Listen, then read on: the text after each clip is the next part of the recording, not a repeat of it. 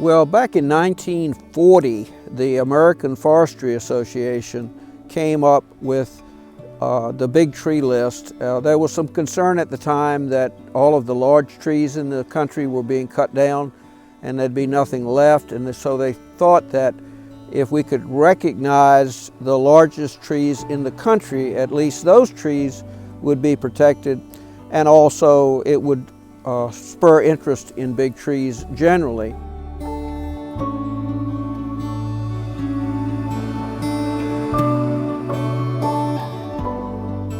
I've enjoyed being in the woods since I was knee-high to a grasshopper. Our house backed up to a woods which had a vernal pond back in the woods, and I cut trails all through the woods and would go back to the vernal pond and catch turtles and see other critters. And I remember actually seeing an oak there that I had not seen anywhere else before, and later I came to realize it was an overcup oak. Yeah, I didn't even know what it was, but I knew it was something different. And when I became an adult and got interested in looking for plant mapping in Virginia, I looked at the Atlas of the Virginia Flora, and it turned out that overcup oak had never been documented for that county, which was Matthews County. And so I went back many years later and went in there and got a sample, and it is now documented for Matthews County.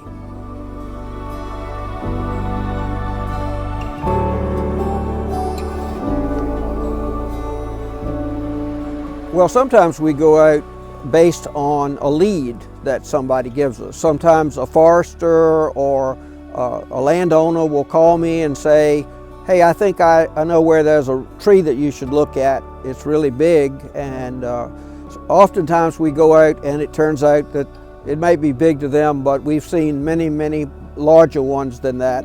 But occasionally it does work out to be something.